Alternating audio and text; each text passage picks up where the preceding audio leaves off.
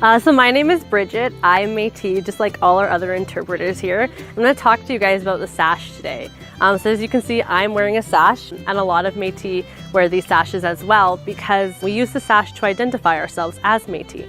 So these sashes were originally made during the fur trade by the fur trading companies, and then they were sold to the fur traders as a tool to be used. This is the typical length of a sash. For a fur trader. It's about 3 meters long, and these sashes were very essential for them as well. They had a lot of practical uses. So the first is that they would be worn as a belt. This not only helped keep your pants up, but it also acted as a really great way to carry things around. So when you have a sash this long wrapped around your waist, there's a lot of folds in the fabric. These create little pockets, so they would carry things around like their bars of pemmican, whatever sort of they needed to carry with them, their flint, anything small that would fit in there, they would.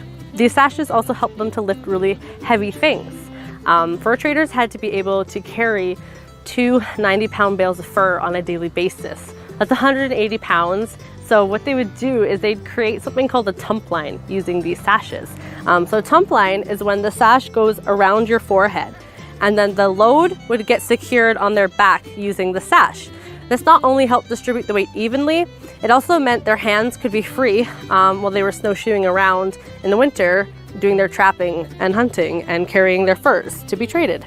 These sashes also helped prevent a common injury that would occur from all this heavy lifting. Something that commonly happens when you lift heavy loads is called a hernia. So wearing the sash around their waist would actually help prevent a hernia from occurring.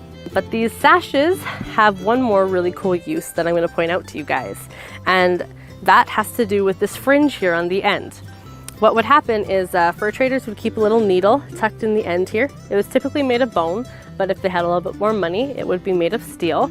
And what would happen is if they got a tear in their clothing, they would unravel one of the threads from the fringe and use it to stitch up their clothing. They also used it as a first aid kit. So if they got a nasty cut or gash that needed stitches, they would use this to stitch themselves up. But these sashes were super expensive to buy from the fur trading companies.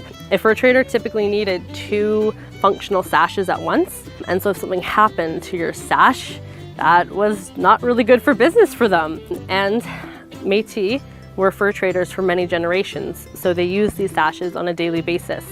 So something that they did to help overcome this barrier of these sashes being so expensive was they found a way to make them themselves through a process called finger weaving. This here is an example of finger weaving that's being started, and finger weaving sashes can take over 300 hours, which is a lot of time and effort, but it was a lot easier for the Métis to acquire wool for the sash than it was to buy a brand new sash that was super expensive and overpriced probably. With the creation of finger weaving, the Métis started to make the sash a little bit different than they originally were. This sash here is the pattern from the Northwest Fur Trading Company, and this is the pattern from the Hudson's Bay Company.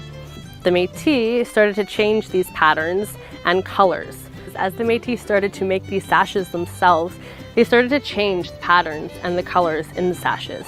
So each community or family would have a sash that would represent themselves. It's like how in Scotland, each clan has a tartan that represents them. The same thing happened for the Métis with the sash. So then if you were at a barn dance and there was a cutie sitting on the bench, you'd look at her sash, and if it wasn't the same as yours, you know she wasn't your cousin and she was safe to date.